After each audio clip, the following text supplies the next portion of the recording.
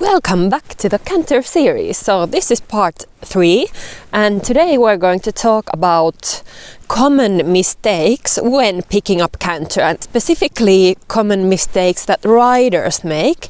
So I'm going to do separate videos about if the horse doesn't pick up the canter at all or if the horse picks up the one canter lead but not the other. So there's going to be some more videos, but today we're going to talk about the rider. One of the most common things I see is that the rider doesn't prepare the transition, so the horse doesn't expect anything, and then the rider just kind of surprises the horse, and then probably the horse will go into trot and then maybe pick up the canter, but it's not going to be good. So you need to remember to always prepare your transition. Now, how to prepare the transition, we went over that in the last video, so check it out if you haven't already. Well, the next thing is the rider is leaning forward when picking up canter, and this is so common.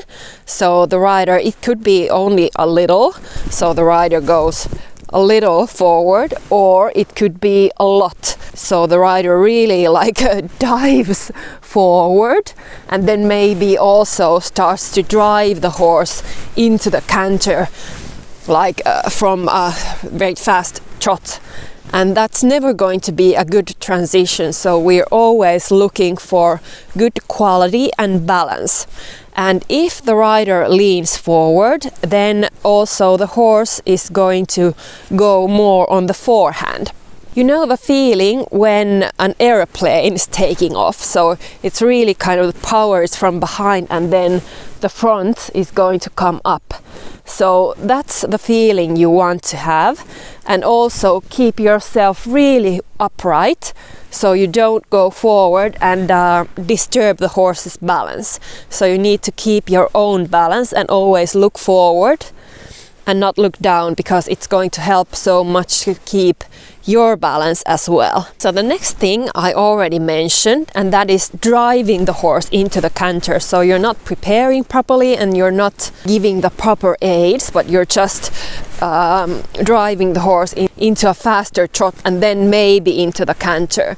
So that's not going to be a good transition ever, and the horse is kind of going to run into the canter and go really on the forehand, which we don't definitely want. And also one common mistake is that the rider completely throws the reins away, so you don't have contact at all. You also don't want to be pulling from the rein, so you need to allow the horse to go into the canter, but you still want to support the horse a little bit and keep the contact. Maybe give a little bit more with the inside rein, so the horse's inside shoulder can step forward.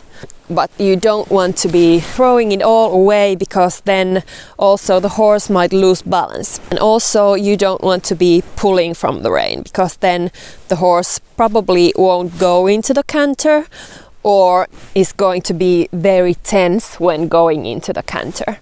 Then we're going to talk about straightness or crookedness. So a very common mistake is that either the rider is crooked or that the horse or both are crooked.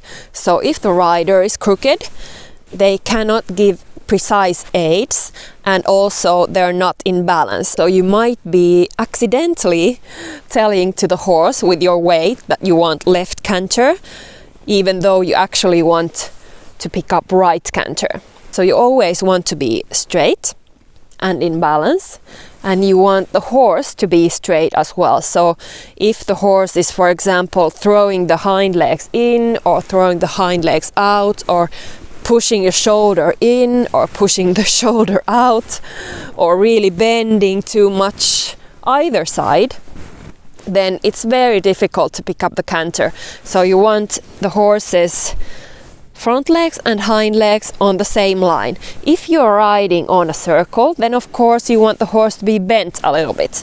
And even if you are on a straight line and picking up the canter from the straight line, then you still want to flex the horse a little bit towards the side which canter you want, and make sure that the horse is listening to your inside leg and that the horse is straight. The last mistake we're going to talk about is the rider putting the outside leg too much back.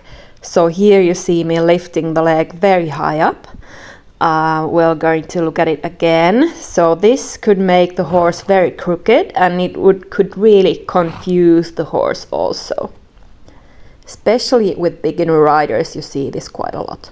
So as I said, there are many other things that could go wrong, and also in the next video we are going to talk about common problems when cantering. So for example, if the horse speeds up, or if the horse bucks, or if the horse drops back to trot, then what to do. So those things we're going to go over in the next video.